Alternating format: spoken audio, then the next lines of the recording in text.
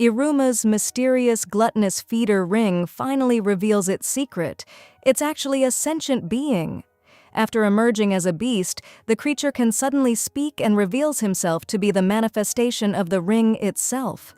Using transformation magic, with hilarious results, Iruma gives him a proper form. A small, slender, one-eyed figure in a suit who insists on being called Alacrid. During experiments with transformation abilities, Iruma accidentally transforms into his Irumi persona just as Ameri walks in, leaving her completely flustered and confused. Alacrid refuses to reveal himself to others unless they find more cases like him, leaving Iruma unable to clear up the misunderstanding. Through research, Iruma discovers that Alacrid's consciousness and power are directly tied to his demon rank. The higher Iruma climbs, the more Alacrid evolves. This revelation sets Iruma on a new mission: rise through the ranks to uncover the truth behind Alacrid, even if it means standing out more in demon society, and unfortunately still failing to explain the cross-dressing incident to Ameri. Ameri can't escape her nightmares about Iruma in a dress, but things get worse when Crocell forces Iruma back into the outfit for a photograph. Her fans demand to know the mystery idol's identity. When Ameri witnesses Iruma on top of Crocell during the struggle, she drags him away for an important discussion about the magical apparatus battler, which has been shut down since Kiryo's incident. She offers a deal. If Iruma, Clara, and Asmodeus each obtain 3 letters of recommendation from battler presidents, she'll reopen it. The trio splits up. Clara joins the gaming battler, Asmodeus the new magic battler, and Iruma is forced onto the student council under Ameri's supervision. As they work together on council tasks, Iruma witnesses Ameri's incredible capability and leadership, especially when she refuses to let Sullivan continue spoiling him. Iruma grows into his student council role, impressing the other members, while Ameri contemplates making him a permanent member. However, disaster strikes when Ameri is lured away by an unknown hooded figure and drugged, causing her to act strangely when the council finally finds her. The student council discovers that Ameri has been hit with a spell that's transformed her into a dainty, cutesy, ladylike version of herself, retaining her memories but losing her commanding presence and work ethic. The council struggles to handle her massive workload while maintaining appearances with her new, adorable persona. Enter Ronov Romier, the flamboyant president of the disciplinary battler, who swoops in declaring his intention to take over since Ameri is unfit to lead. Playing coy about whether he cast the spell, he challenges them to a dissolution election, where the student body votes on which council should continue. The loser must dissolve completely. When Ronova starts touching the transformed Ameri, Iruma boldly slaps his hand away, earning praise from the council and causing Ronov to retreat. The next day, Ronov deploys his bloodline ability, Charisma, to campaign, promising a more lenient and fun administration than the current council, which wins over many students while Ameri struggles with minimal support. Alacrid reappears with crucial information. The spell is almost undone and just needs a trigger to break it completely. Ameri then enters wearing her original student council uniform, hoping this might be the trigger she needs. Ameri's attempt to break the spell with her old outfit fails, and in her altered state, she considers quitting the council entirely to pursue a peaceful high school life with Iruma. Iruma refuses this option and passionately praises everything her original personality accomplished and represented. During the election, Ronove promises to transform Babyls into a pleasure paradise, but Iruma's support triggers something in Ameri. She remembers her grand vision for what Babyls could become. She delivers an impassioned speech imploring students to pursue their own desires rather than simply accepting Ronov's promises. As she spots Iruma in the crowd during her speech, the emotional trigger finally hits. Ameri realizes she's completely, utterly in love with him. Ronov denies cursing Ameri, and his claim is vindicated when Clara and Asmodeus drag in the real culprit, Elegoth Chanel, who created ladylike perfume to satisfy his perverted fantasies of seeing Ameri act cute. After Elegoth receives appropriate punishment, Ameri invites Ronove to join the student council and extends an invitation to Iruma as well. However, following her speech about pursuing desires, Iruma chooses to have the magical apparatus battler reinstated instead, though he hopes to continue their first Love Memories reading sessions. Alacrid suggests the trigger was so difficult because Ameri secretly wanted Iruma to find her cute. Sullivan decides to throw a party and enthusiastically insists Iruma invite his friends over. Iruma cleans obsessively after Alacrid teases him about Clara being the first girl visiting, leading to Sullivan panicking about making a good impression as Iruma's grandfather. He insists they play Dark Parade in the basement, essentially the demon version of a test of courage. Sullivan sets up an elaborate plan involving a fake monster he intends to heroically defeat, but his scheme backfires when Asmodeus destroys the creature first. After Sullivan grovels for help, Opera uses a 3D projector to create a fake dragon, which Sullivan successfully defeats this time. They also discover a chest containing Opera's homemade cake as the prize for completing the game. Sullivan falls into depression again when Opera receives more credit for the delicious cake than he gets for defeating the dragon. After Clara and Asmodeus leave, Sullivan's spirits lift when Iruma sincerely thanks him for letting his friends visit. Later, Iruma realizes he still has much to learn about demon society, prompting Alacred to secretly intervene. He magically alters Iruma's personality to resemble a teenage demon, experiencing their first evil cycle, a period when demons feel compelled to commit evil deeds. The next morning, Sullivan is absolutely horrified to discover his precious, sweet Iruma has become rude, ungrateful, and downright evil. Iruma's dramatically altered personality leads his classmates to assume he's experiencing his evil cycle. When Iruma witnesses other students taking advantage of his fellow misfits, he confronts Kalego and demands better treatment, specifically requesting a superior classroom. Kalego claims no other classrooms are available, so Iruma makes an audacious demand. Give them the King's Royal Classroom, the legendary room where previous Demon King Durkala studied before ascending to power, now sealed to honor his memory. Kalego is absolutely enraged at the suggestion, so Iruma proposes a bet. If he can obtain consent from every faculty member within 3 days, Kalego must grant them the room. Most misfits initially claim indifference about the classroom, caring only about fun and self-interest, which Iruma uses to his advantage. He argues this selfish, egotistical attitude is exactly how real demons should be, making the misfits the most deserving of the king's classroom. Inspired by his logic, the entire class rallies behind the challenge. Iruma reveals he has a strategic plan to secure the faculty's consent, and the key to everything lies in recruiting Jazz, the misfit class's notorious thief and master pickpocket. Iruma deliberately provokes Kalego, creating the perfect distraction for Jazz to pickpocket his diary, which they trade to instructor Momonoki, who has a massive crush on Kalego, for her consent. The misfits systematically work through the faculty. Clara secures instructor Furcus's consent by offering Schneider's assistance with research. Instructor Morax trades his consent for access to Kamui's perverted knowledge.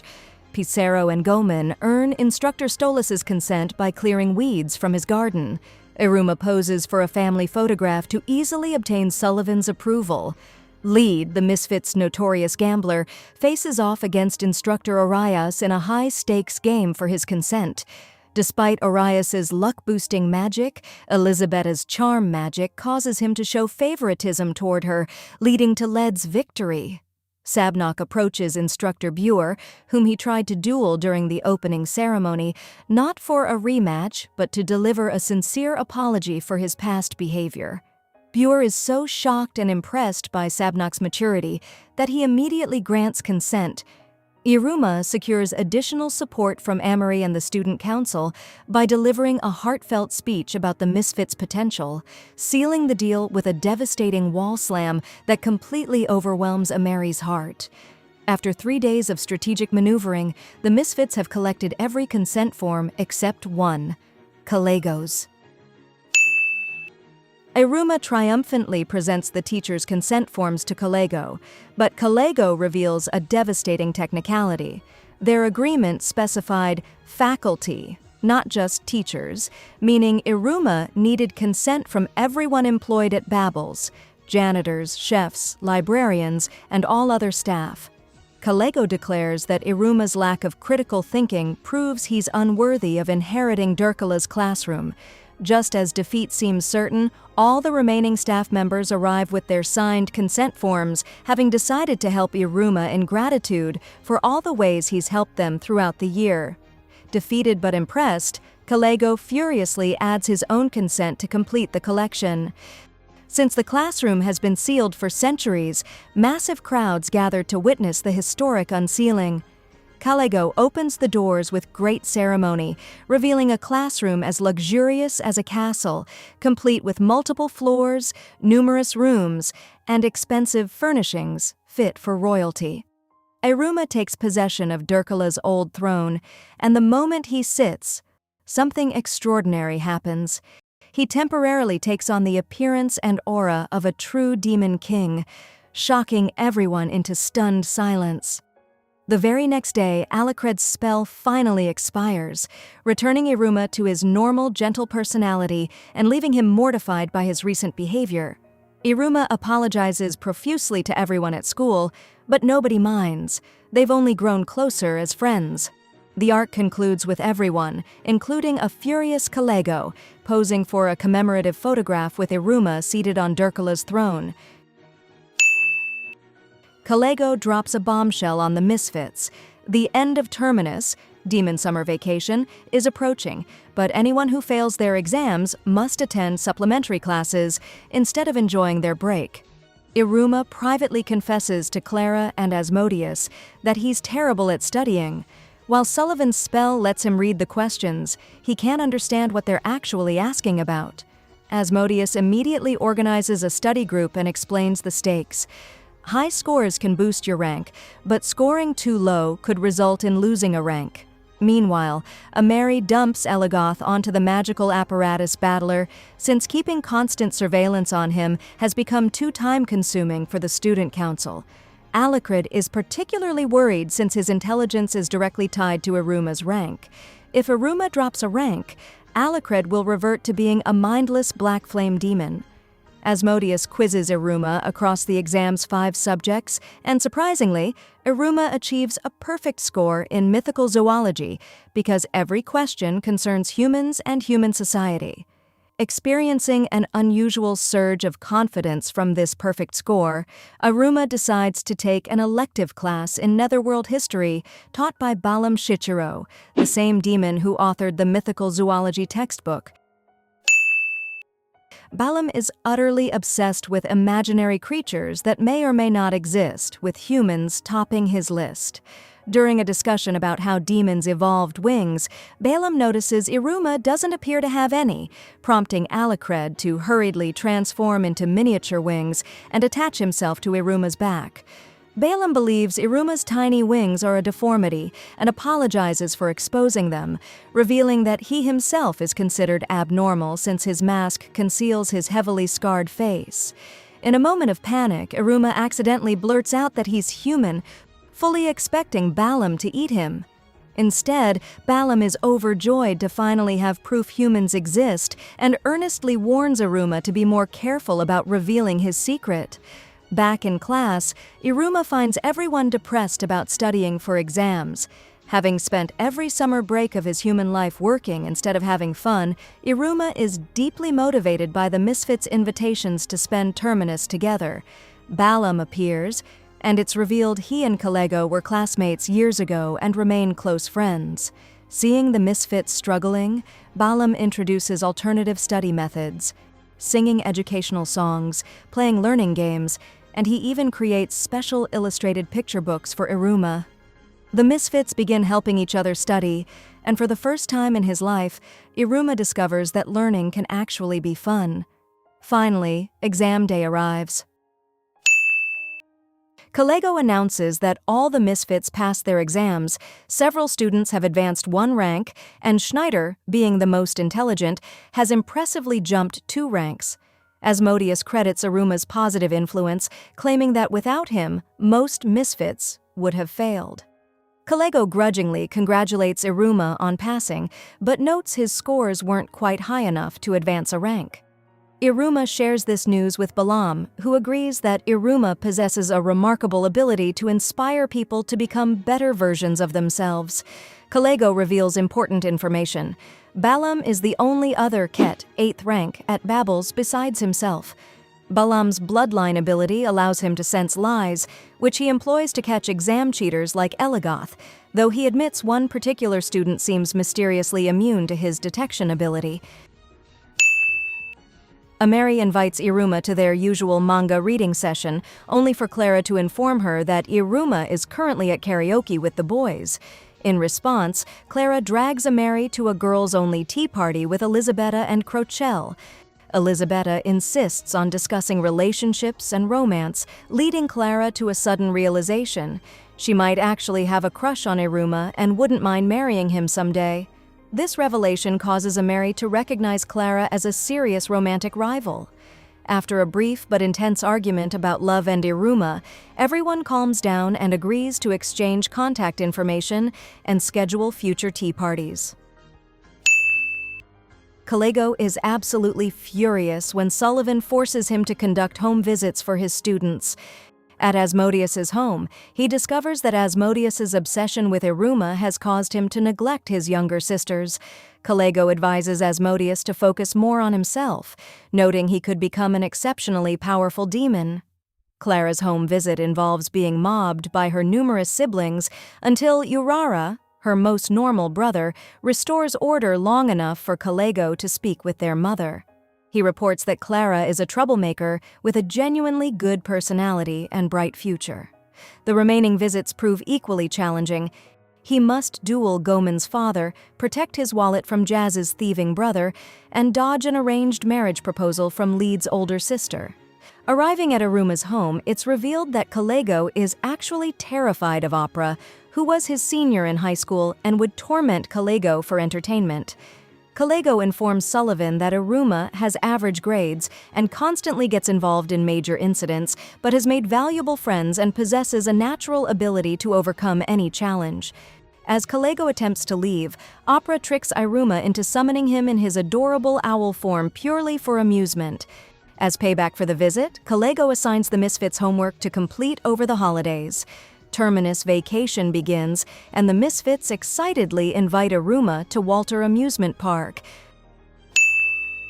Iruma and the Misfits head to Walter Park for their vacation, though Sullivan has insisted that Kalego, Balam, and Opera attend as chaperones for safety. Ameri also shows up, having mistakenly believed this would be a private date alone with Iruma. Since the Misfits all want to experience different attractions, they split into 3 groups. Kalego is pressured into funding a prize for whichever team has the most fun, but spitefully declares that the third-place team will receive double homework. Opera takes the girls. Balam supervises Iruma, Asmodeus, Sabnock, and Picaro, while Kalego gets stuck with Jazz, Goemon, Kamui, and Led. The girls decide their mission is forcing Ameri to buy and wear a cute dress. Kalego's team resolves to somehow make him enjoy himself. Iruma encounters Ronov, who reveals the park is owned by his father and accidentally lets slip that the park's basement house is Ouroboros prison, where imprisoned criminals have their magic secretly drained to power the park's operations. Deep in that prison, Kirio is revealed to be collaborating with other inmates on an escape plan, with outside assistance from the notorious Musashino crew, an extremist group believing demons should revert to their evil nature. Kirio has arranged a deal. He'll help them destroy Walter Park if they free him and his allies from prison first. Opera's team enjoys trying on various dresses with enthusiastic help from Walter Park employees Mickey and Hudarin. Kalego's team participates in a shooting game alongside employees Atori and Maimaro. When Kalego's team considers exploring Kiraragi Street, he warns them it's dangerous. A historic battle between demons in their evil cycles occurred there, and even now it remains corrupt and populated by criminals. Coincidentally, Iruma gets separated from his group and wanders down Kiraragi Street, where a shady demon nearly grabs him before he's rescued by a serious lady named Shiida. Despite her stern demeanor, she buys him ice cream and asks if he can show her how to have fun. Iruma enthusiastically takes her to play with animals at the petting zoo and ride the Ferris wheel, genuinely enjoying her company.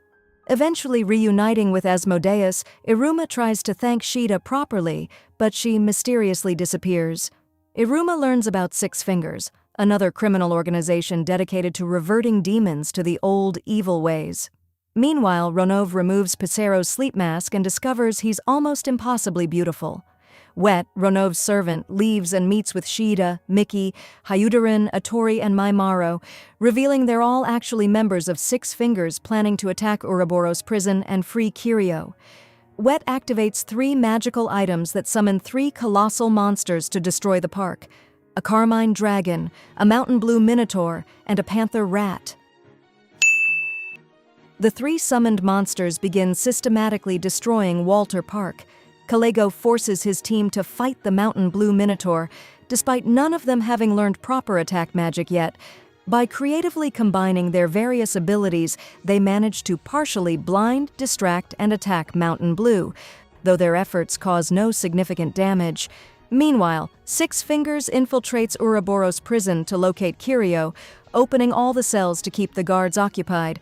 Vice Chief Triton the Handshaker, who once broke a dragon's neck with his bare hands, is defeated by Hyudarin, whose strength far surpasses Triton.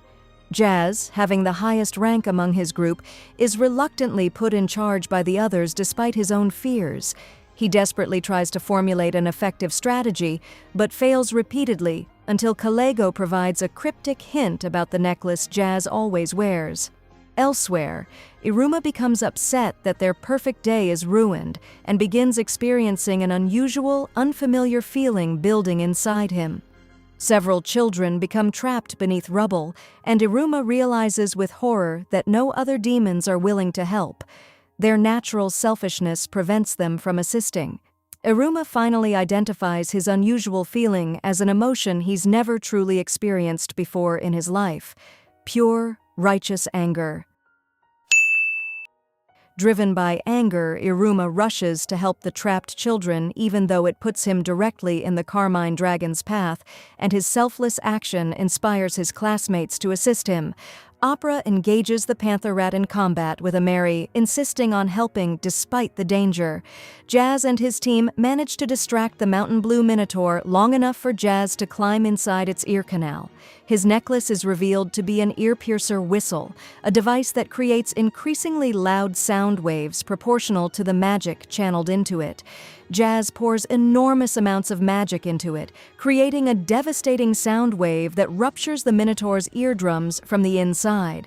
Then Kalego steps in and defeats the Minotaur with a single, devastating move, admitting it was actually fun and agreeing to pose for a victory photograph. Witnessing the other guests panicking throughout the park, Crochelle quickly transforms into her Kuromu idol persona and stages an impromptu Demdoll performance to calm everyone's fears. Ameri reveals her bloodline ability, Romantista, which dramatically increases her physical capabilities the more confidence and self-belief she possesses. With her confidence boosted to maximum levels by Crochelle's inspiring song, Ameri defeats the Panther Rat with overwhelming ease. Opera is so thoroughly impressed that he offers Ameri a job working for Sullivan, and she's genuinely tempted since it would mean living in the same house as Iruma. Meanwhile, Iruma and Pizarro successfully rescue the trapped children, while Asmodeus and Sabnok prepare to battle the Carmine Dragon. Asmodeus and Sabnok become dangerously distracted arguing with each other while fighting the dragon, allowing it to turn its attention toward Balam, Iruma, and the children they're protecting. They only survive thanks to Balam's quick intervention. Asmodeus becomes distracted, thinking Iruma is injured, creating an opening for Dragon to seemingly kill Asmodeus with a devastating attack. Iruma is absolutely devastated until it's revealed that Sabnok had saved Asmodeus at the last second. Despite his injuries, Sabnok remains willing to continue fighting, having learned to surpass his limitations when Iruma saved him from the Valley Guardian. He scolds Asmodeus for being so consumed with concern for Iruma that he's forgotten to have ambitions of his own. Balam unleashes his bloodline ability, creating Nigipnir, a gigantic wooden dragon, and uses it to kill the Carmine dragon. Six Fingers senses the defeat of all three monsters and merges their remaining magic into a much larger and more dangerous composite magical beast. Opera summons both Kalego, in his embarrassing owl form, and Balam to team up against the beast, and together the three powerful demons defeat it. The beast gathers all its remaining magic to create a massive bomb designed to kill everyone taking shelter in the park's emergency bunker. Unable to reach it in time to stop the attack, everyone watches in horror as Ronov suddenly appears and uses his charisma ability to force the beast to look at him, redirecting the bomb away from the shelter and toward himself instead. Just as Ronov is about to be killed by the explosion, Iruma leaps in front of him. Iruma unleashes Alucred, who emerges and swallows the beast's entire magical bomb, completely defeating it and saving everyone. Kalego scolds Iruma for risking himself recklessly again, but grudgingly admits he performed excellently. Opera finally understands why Sullivan chose Iruma as his grandson. He possesses something special.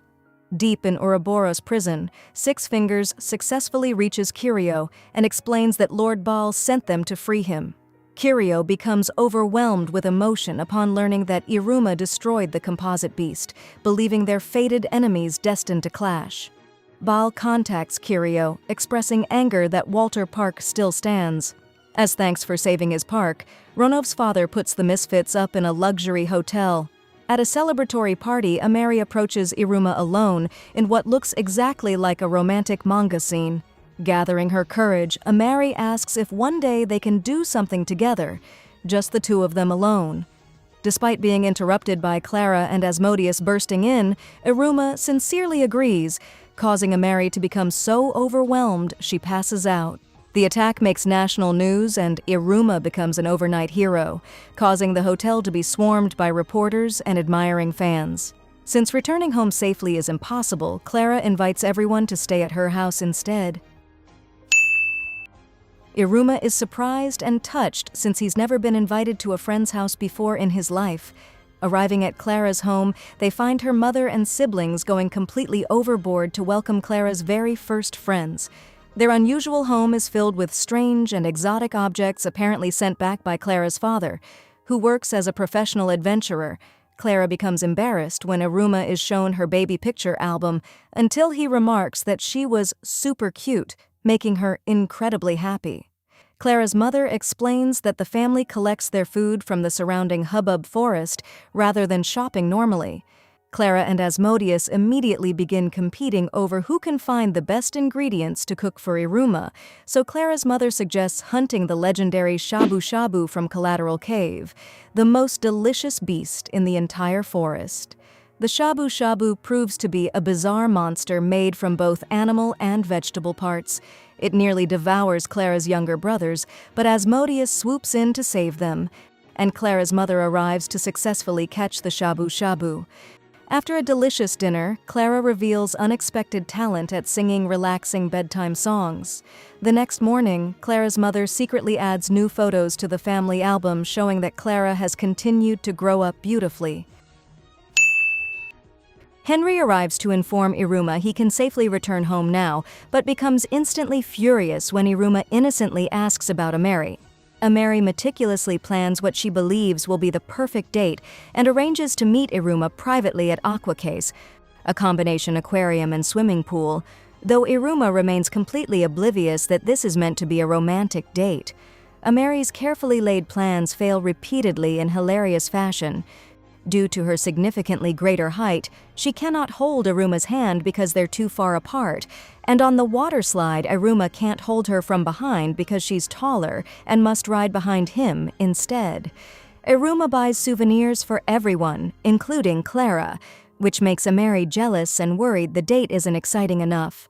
They attend the fortune-telling show featuring Mako, a psychic water dragon who picks ideal romantic partners. Unfortunately, the water has washed off the perfume hiding Iruma's human scent, so Mako suddenly tries to eat him. Ameri defeats Mako in spectacular fashion, ending up with Iruma safely cradled in her arms. Despite this victory, Ameri becomes depressed, believing her entire plan was a complete failure, until Iruma notices a cut on her leg. Despite the massive embarrassment, Ameri claims it hurts to walk and wants to be carried, so Iruma uses magic to make the much taller Ameri light enough to carry in his arms. As he carries her, Ameri realizes that despite all her plans failing, this has been the best date ever. Iruma finishes the extra homework Kalego assigned for losing the Walter Park competition. Sullivan and Opera take him shopping, and while browsing books, Sullivan purchases a copy of Ancient Prophecies about the Demon King. Many demons wonder why Sullivan hasn't taken the throne himself, prompting Iruma to ask about what it means to be Demon King. Sullivan remembers how Durkala, the now missing Demon King, reminded him of Iruma in many ways. He explains about the 13 crowns, the supreme leaders of the Netherworld, including himself. To become Demon King requires unanimous support from all 13 crowns, but it's an enormously heavy responsibility because the Demon King essentially becomes the Netherworld itself, wielding absolute power to reshape it any way they see fit, which explains why current Netherworld society simply reflects how Durkala wished it to be. Sullivan remarks he would be genuinely interested to see what would happen if Iruma became Demon King someday, something that visibly concerns Iruma, especially after reading the prophecy scroll later. As the new school term begins, Kalego drops a bombshell on the misfits. Unless they all achieve Daleth, 4th rank, by a certain deadline, they will permanently lose their right to use the royal classroom.